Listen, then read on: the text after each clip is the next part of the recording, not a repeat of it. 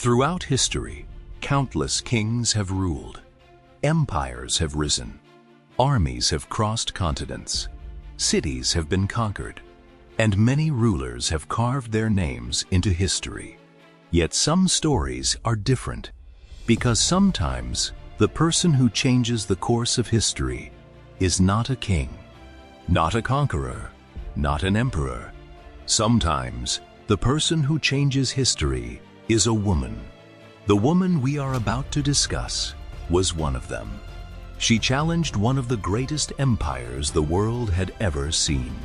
She stood against the most powerful ruler of her age, and she secured her place among history's most unforgettable leaders. This is the story of Tomyris. Around 2,500 years ago, nomadic peoples lived across the vast steppes of Central Asia. They valued freedom above almost everything else. Their lives were spent on horseback. They grew up in harsh conditions, and they learned how to fight from an early age. Tomyris was raised in that world. She was the queen of a powerful steppe people known as the Massagetae. The Massagetae were known for their courage. Their neighbors feared them. Yet an even greater power was rising on the horizon: the Persian Empire. And at the head of that empire stood one of the most famous rulers in history, Cyrus the Great. His armies were winning victory after victory. New territories were being conquered. New peoples were being brought under Persian rule. Many believed he could not be stopped. But deep within the steppes, a queen thought otherwise. At the time, the Persian Empire was one of the greatest powers the world had ever seen. Its lands stretched for thousands of kilometers. Its armies had emerged victorious from countless wars. Its cities were wealthy. Its treasuries were full. And the reputation of Cyrus the Great had spread far beyond his borders. Yet Cyrus was not a ruler satisfied with what he already possessed. He always wanted more. More land, more power, more victories. Eventually, he turned his attention to the northeast, to the vast steppes around the Aral Sea, to the lands of the Massagetae. The people he faced were unlike many of the enemies he had conquered before. They did not live in cities. They had no towering walls. They built no great palaces. Their strength came from their mobility, from their horses, and from their warrior spirit. At first, Cyrus chose diplomacy. He sent a marriage proposal to Tomyris. On the surface, it appeared to be an offer of alliance between two peoples. But Tomyris understood his true intentions. This was not a proposal of love. It was an attempt at conquest. If she accepted, she would lose her independence. Her kingdom would fall under Persian control. Tomyris rejected the offer. She was determined.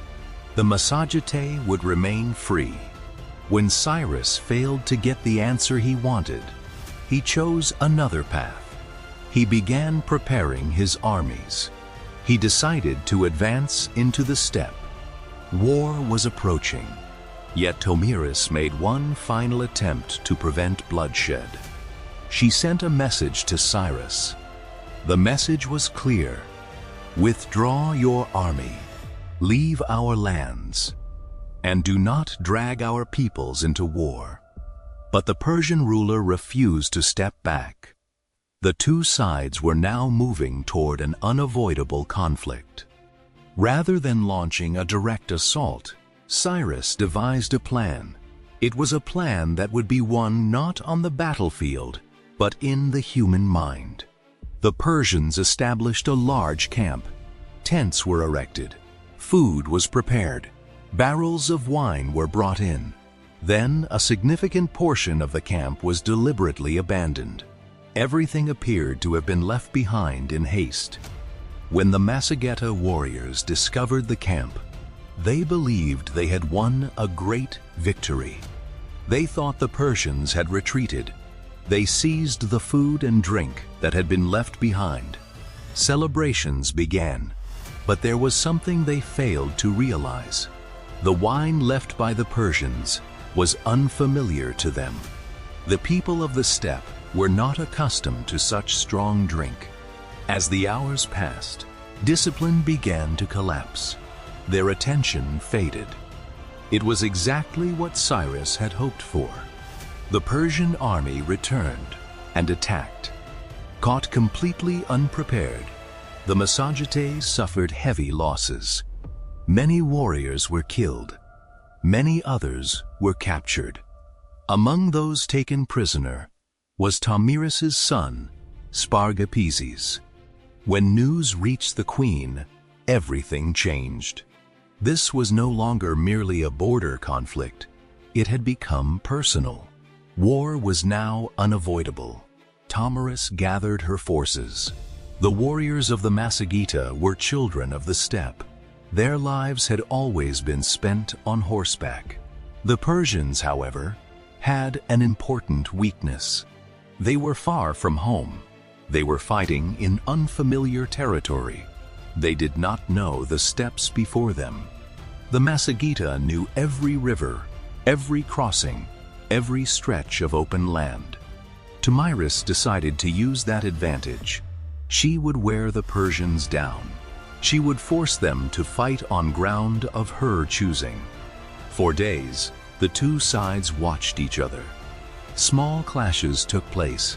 Scouting parties met in skirmishes, but Tomyris waited patiently for the right moment. At last, the opportunity arrived. Massagetae cavalry moved across a broad front. Mounted warriors swept across the steppe and struck at the Persian flanks. The Persians struggled to maintain their formation, but the attacks were not coming from a single direction. The riders constantly shifted position. Warriors seen on one side of the battlefield would soon appear somewhere else. The rules of steppe warfare were very different from the wars the Persians were used to fighting. As the battle continued, the fighting grew more intense. Dust clouds filled the sky. Visibility became increasingly difficult.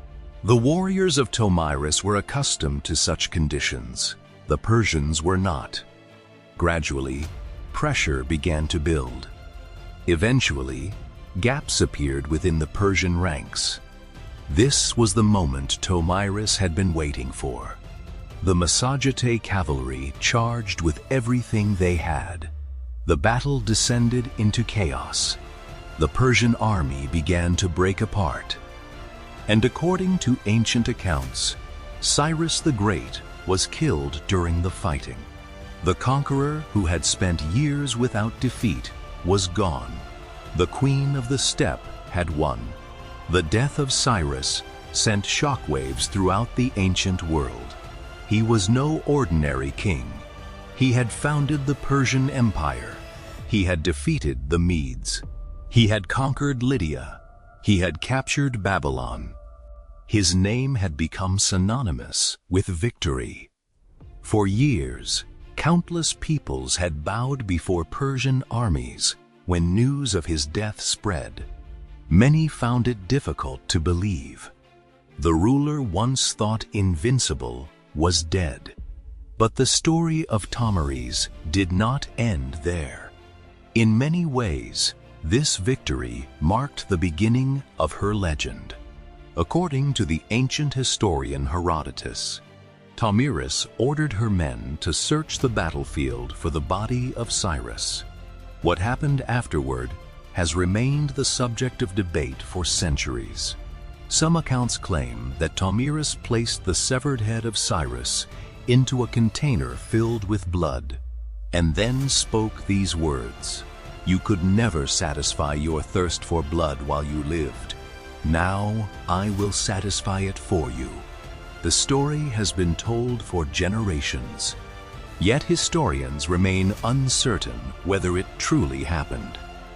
The surviving sources are limited. But one thing is certain. The victory of Tomyris was real, and it changed the balance of power across the region. The Massagetae preserved their independence. The Persians suffered one of the greatest setbacks in their history. For centuries, rulers, generals, and historians continued to discuss the battle, because very few people have ever stopped one of the most powerful rulers in the world. Even fewer accomplished it as a woman. That is why Tomyris is remembered as more than a queen. She became a symbol of defiance, a symbol of freedom, and one of history's most famous warrior women. Most of what we know about Tomyris comes from ancient sources. As a result, many details of her life remain uncertain. Her exact date of birth is unknown. The date of her death is unknown as well. Even some of the events surrounding her story remain the subject of debate among historians. Yet those uncertainties do not diminish her legacy. Tomyris is remembered for far more than a single victory. She is remembered because she refused to bow before one of the greatest empires of her age.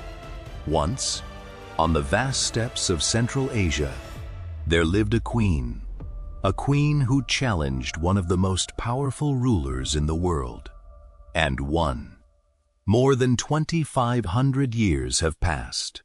Empires have risen. Empires have fallen. Kings have come. Kings have gone. But Tomyris was not forgotten, because some people do more than change their own time. They change the course of history, and some victories do more than win a war. They create a legend, and the name of that legend was Tomyris. Until the next video,